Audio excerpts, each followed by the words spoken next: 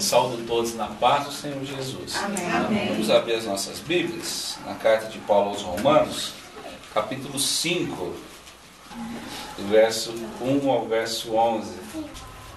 A justificação pela fé e a paz com Deus, diz assim: justificados, pois, mediante a fé, temos paz com Deus, por intermédio de nosso Senhor Jesus Cristo, por intermédio de quem obtivemos igualmente acesso pela fé a esta graça na qual estamos firmes. E gloriamo-nos na esperança da glória de Deus. E não somente isso, mas também nos gloriamos nas próprias tribulações, sabendo que a tribulação produz perseverança, e a perseverança experiência, a experiência esperança. Ora, a esperança não confunde, porque o amor de Deus é derramado no nosso coração pelo Espírito Santo que nos foi outorgado. Porque Cristo, quando nós ainda éramos fracos, morreu ao seu tempo pelos ímpios. Dificilmente alguém morreria por um justo, pois poderá ser que pelo bom alguém se anime a morrer. Mas Deus prova o seu próprio amor para conosco, pelo fato de ter Cristo morrido por nós, sendo nós ainda pecadores. Logo, muito mais agora, sendo justificados pelo seu sangue, seremos por ele salvos da ira. Porque se nós, quando inimigos, fomos reconciliados com Deus mediante a morte do seu Filho, muito mais, estando já reconciliados, seremos salvos pela sua vida.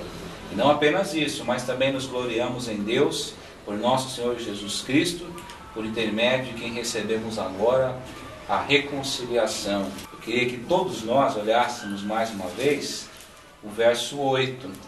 Mas Deus prova o seu próprio amor para conosco, pelo fato de ter Cristo morrido por nós, sendo nós ainda pecadores.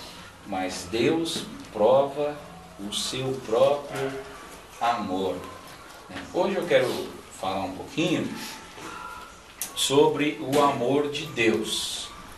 O amor de Deus, esse amor maravilhoso, esse amor sublime, amor incomparável. Deus é amor, né? Falar de Deus é falar de amor. A Bíblia diz essa expressão assim, de forma tão clara: Deus é amor. Conhecer a Deus é conhecer o amor. Ter Deus no coração, você quer ver se a prova dos 9 para ver se uma pessoa tem Deus no seu coração realmente, não é se ela é um religioso, se ela é uma religiosa, se é um frequentador assíduo de uma igreja, de uma denominação, mas observa a capacidade de amar que essa pessoa tem. É porque Deus é amor. Quem não tem amor não tem Deus, né? E ao contrário, quem tem Deus tem amor. Não dá para ter Deus e não ter amor. O amor de Deus. Antes de falar do amor de Deus, a gente precisa pontuar algumas outras questões, algumas realidades. Primeiro, irmãos, eu acho que quando nós olhamos para o nosso tempo, olhamos para a nossa sociedade, nós vemos justamente o contrário do amor.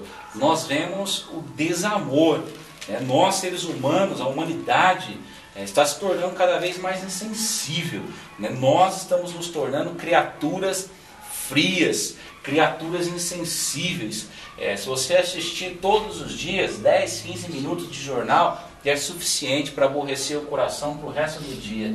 Só tragédia, é só desgraça, é só violência, é só corrupção, é o mal caminhando, sendo praticado de todas as formas, de todas as maneiras, o ser humano prejudicando o seu semelhante, o ser humano fazendo um mal ao seu semelhante, o desamor reinando em todas as esferas, de todas as formas, de todas as maneiras, e ninguém é poupado, nem mesmo as crianças. Essa semana assisti uma notícia, que coisa mais absurda, um coronel da polícia, alguém que deveria, não sei se vocês viram a notícia, zelar pelo bem-estar das pessoas, foi pego, flagrante, abusando de uma criança de 12 anos. 2 anos, né? 2 anos. E já não era a primeira vez, Que mundo é esse que nós estamos vivendo?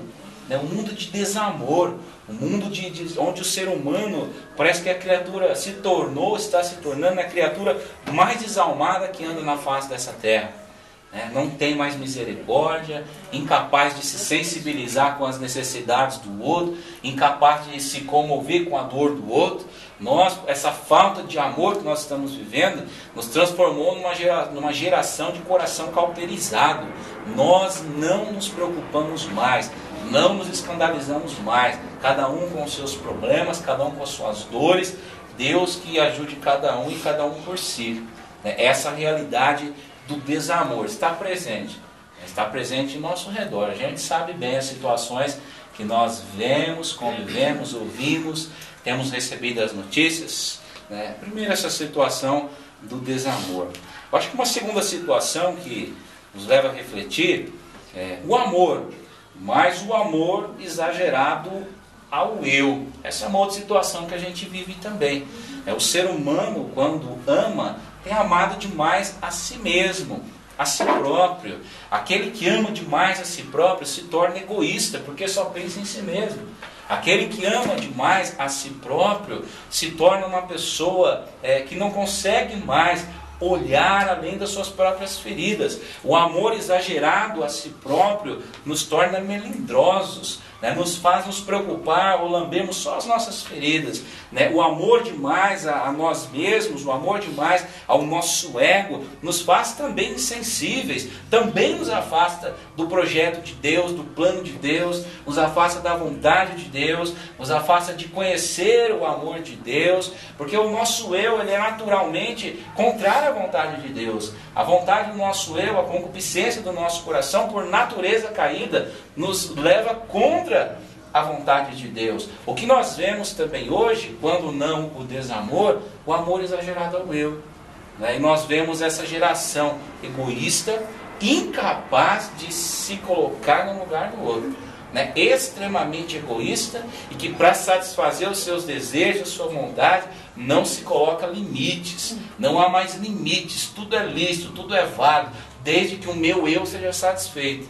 Desde que o meu ego seja satisfeito, que as minhas vontades sejam atendidas, nem que eu tenha que passar por cima do outro para isso. Isso também acontece no nosso mundo. Uma outra situação, a primeira, o desamor.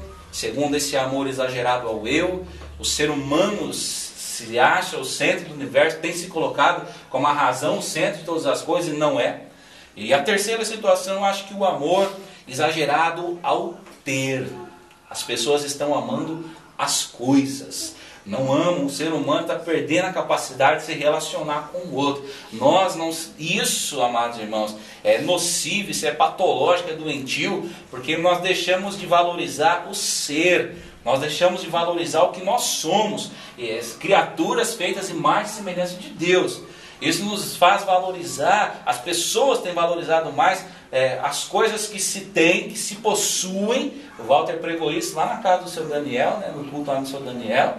As pessoas valem a marca da roupa, a grife do sapato, é o carro que possuem, o bairro onde moram.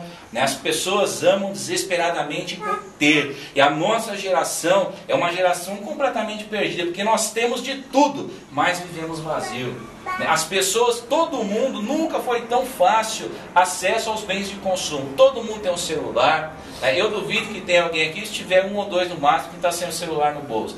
Todo mundo tem um computador, todo mundo tem um tablet, todo mundo tem o seu carrinho, novo ou velho, enfim, mas todo mundo tem. Enfim, nós vemos uma geração angustiada. Nada preenche esse desejo, esse vazio do coração, esse vácuo do coração, porque somos a geração que ama o ter. E o ter não preenche o coração. Ter não preenche o coração. E aí nós olhamos para o outro lado, para essa realidade do amor de Deus, que Paulo nos fala aqui. Não há nada, meus amados irmãos, mais extraordinário. O amor dos amores, diferente do desamor, diferente do amor ao eu, diferente do amor ao ter.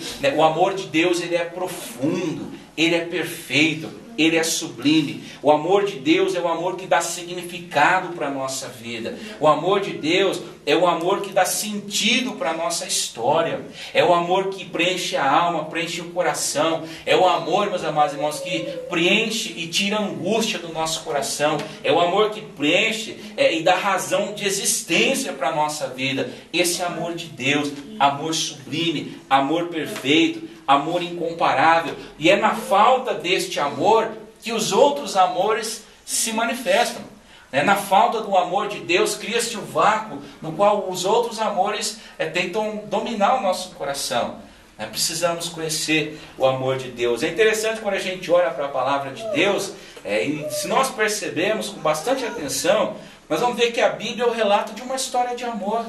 Ela fala do pecado sim, nos adverte de forma muito séria a respeito do pecado. O pecado nos é prejudicial, nos afasta de Deus, nos adverte em relação às consequências. O pecado, o salário do pecado é a morte. Fala de arrependimento, fala de conversão, fala de santificação, mas tudo isso é movido pelo amor. João 3,16, Deus amou o mundo de tal maneira que deu seu Filho unigênito, para que todo aquele que nele crê não pereça, mas tenha a vida eterna. O ápice da revelação de Deus é o amor. Jesus é o amor de Deus encarnado. O máximo da revelação de Deus. Toda a história da criação, de Gênesis a Apocalipse, é movida pelo amor. Esse Deus que ama e que por amar decide se encarnar. Esse Deus que ama, que por amar deixa a sua glória temporariamente nos céus, se faz homem, habita entre nós, morre na cruz para nos salvar por amor. Por amor. 3 coisas que esse versículo fala desse amor. O amor de Deus, esse amor verdadeiro, esse amor puro, esse amor que não tem preço, mas é o maior tesouro que nós podemos ter no nosso coração. Nesse versículo que nós lemos, o versículo de número 8, mas Deus prova o seu próprio amor para conosco, pelo fato de ter Cristo morrido por nós, quando éramos ainda pecadores. Ele nos ensina alguns adjetivos a respeito do amor de Deus. Primeira coisa que esse versículo fala, esse texto nos fala, é que o amor de Deus é incondicional. Ele não depende de condições para acontecer. O amor de Deus é incondicional, diferente do nosso, irmão. Dificilmente alguém amaria uma pessoa que não respeita a outra, Eu não consigo amar uma pessoa que não me respeita. Eu não consigo amar uma pessoa que não ouve o que eu tenho para falar. É difícil eu conseguir amar uma pessoa que me ignora. É difícil eu conseguir amar uma pessoa que me despreza. É difícil eu conseguir amar uma pessoa que é ingrata comigo.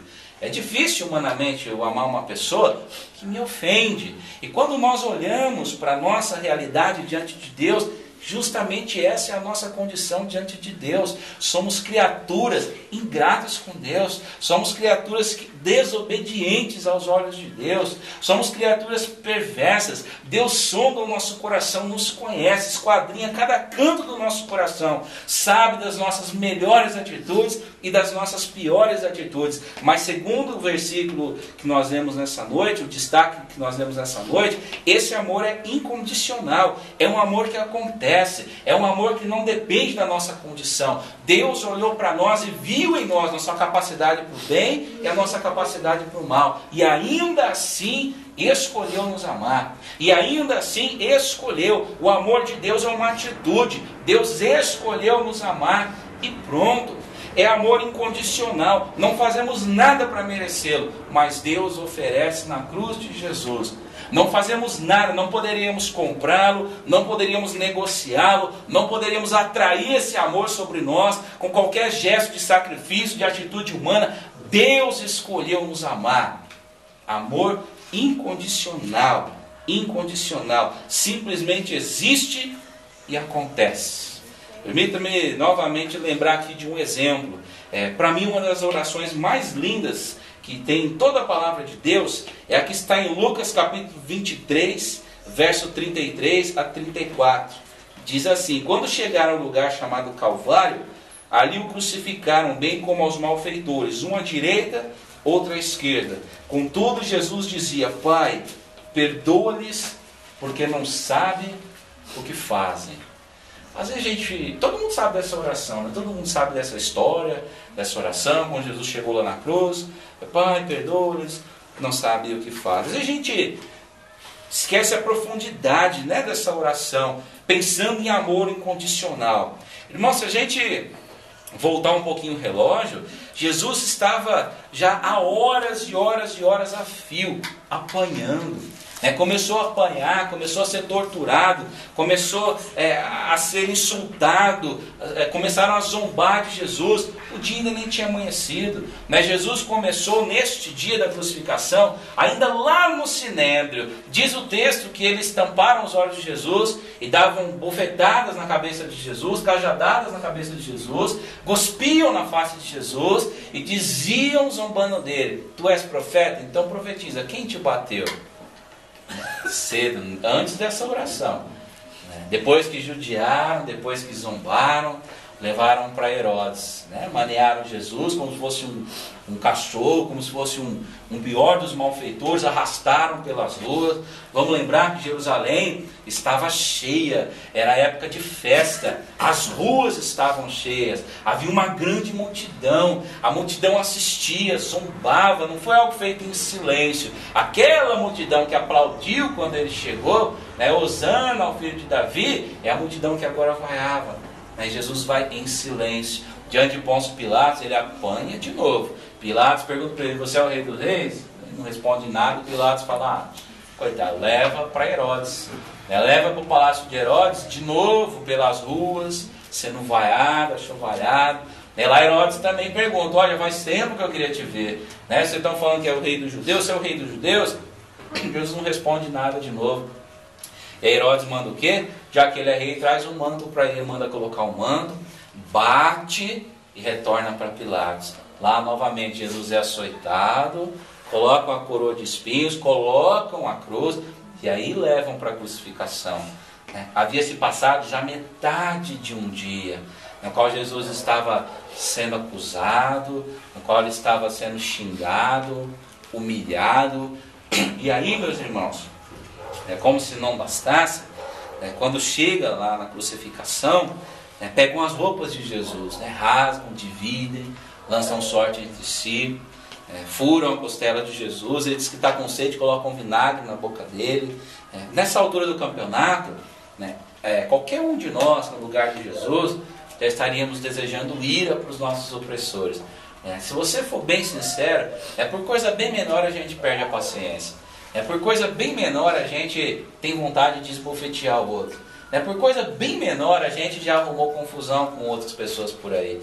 Não precisa muita coisa nessa essa vida tumultuada para tirar a nossa paciência. E aí Jesus, ainda se ele pedisse fogo e enxofre sobre aquela multidão, estaria nos seus direitos. Mas depois de sofrer, depois de ficar na cruz, no meio-dia às 3 da tarde, ele olha para aquela multidão e diz: Pai, perdoa, eles não sabem o que fazem.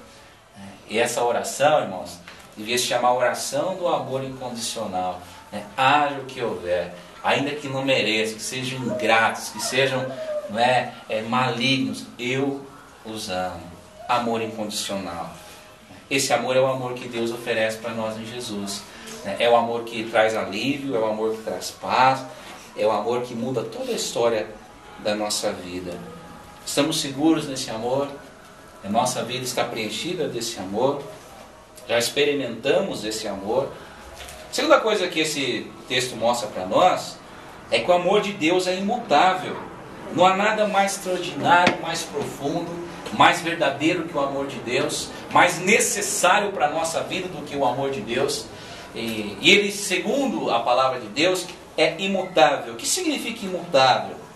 Que não pode ser mudado, que não se consegue mudar, sem possibilidades de mudança, que é permanente, que é constante, não muda, não acaba. Isso corrige um erro bíblico, teológico, que nós cometemos muito grande. Às vezes nós concebemos o amor de Deus como algo que vai aumentar ou vai diminuir, conforme eu for bonzinho ou não.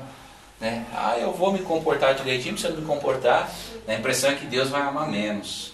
Nós nos comportamos às vezes como se o amor de Deus segundo os nossos erros ou não, erros e acertos, ele fosse oscilar, né? Ele fosse ser maior ou ser menor. Não, Deus prova o seu amor pelo fato de Cristo morrido. É amor imerecido, é amor dado, é amor que não muda. Deus continua nos amando, gente, quando a gente acerta, e continua nos amando mais quando a gente erra.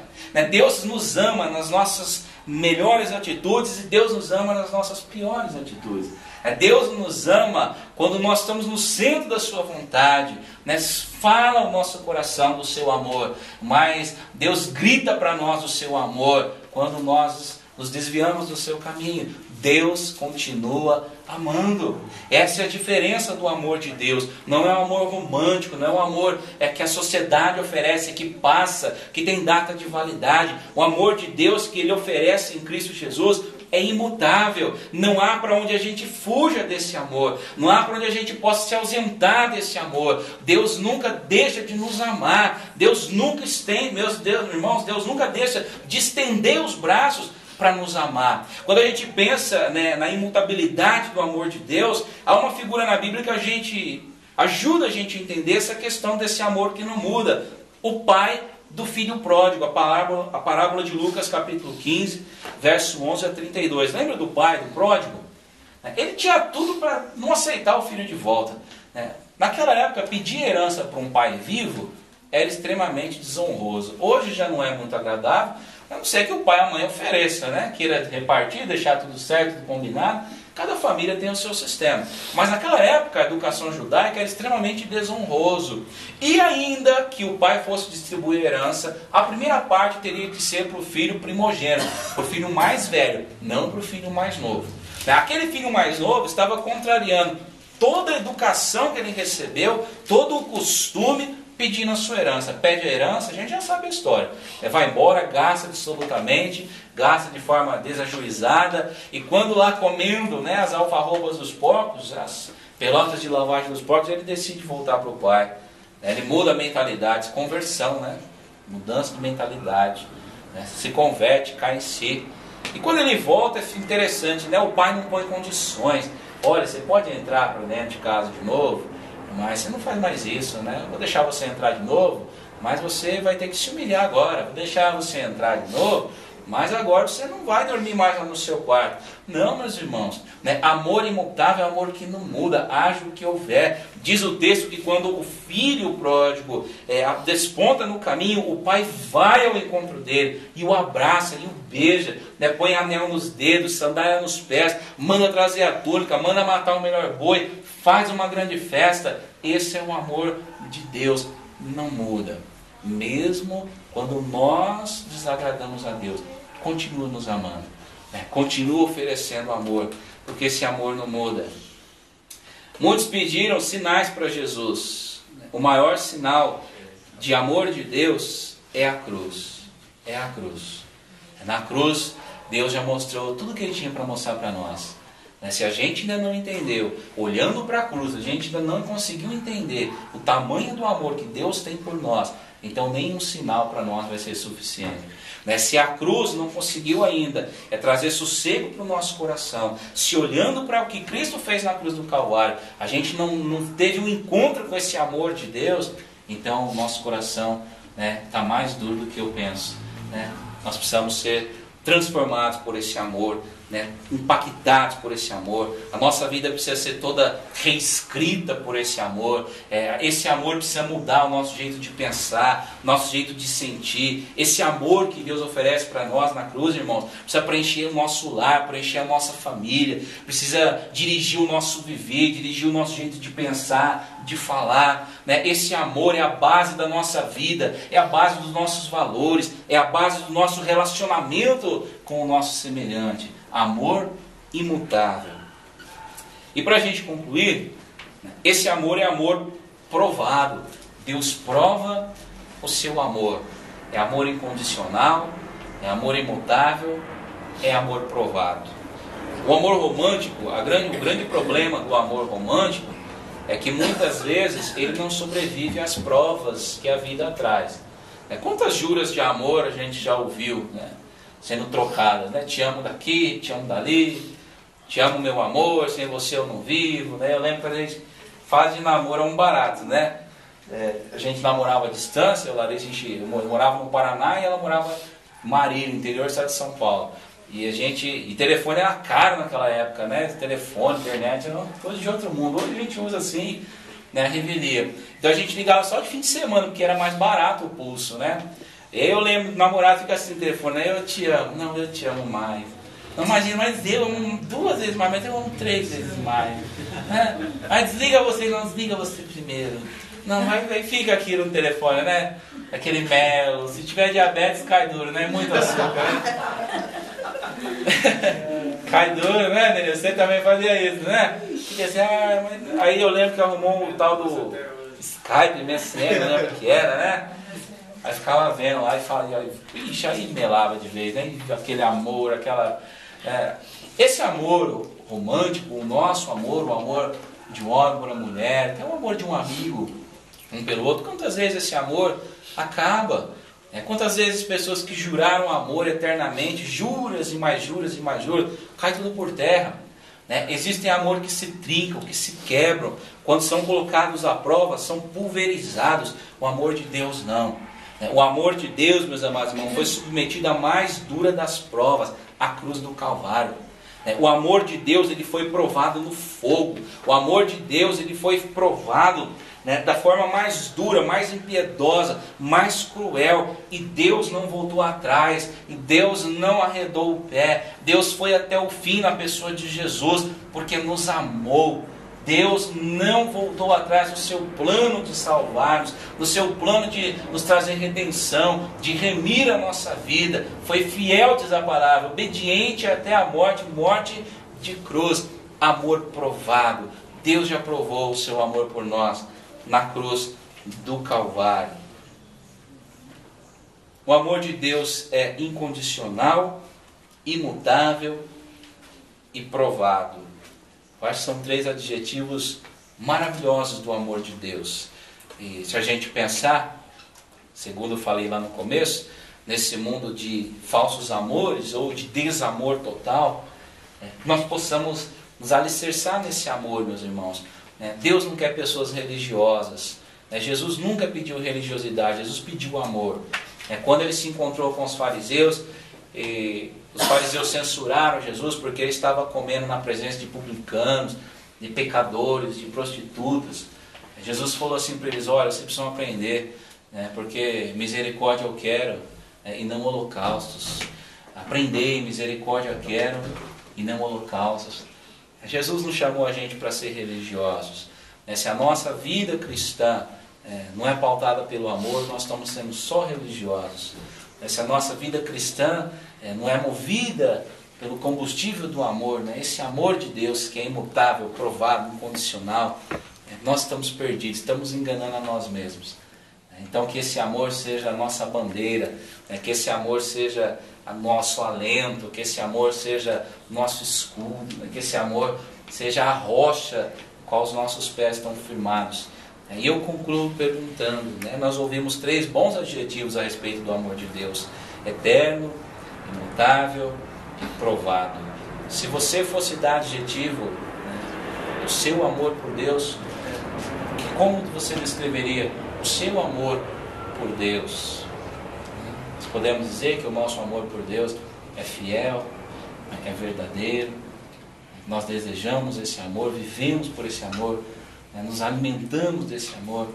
Que a gente possa pensar um pouco nisso, em nome de Jesus. E que Deus nos ensine a amar como Cristo amou. O maior dos mandamentos é o amor. Se a gente tropeça nesse, é uma reação em cadeia. Tudo o resto fica nulo. A gente precisa aprender o amor. E o amor não é fácil, mas quando a gente aprende o amor, o resto fica fácil. Quando a gente pratica o amor, e o resto vem de tabela. O amor. Que Deus nos abençoe em nome de Jesus. Amém? Amém.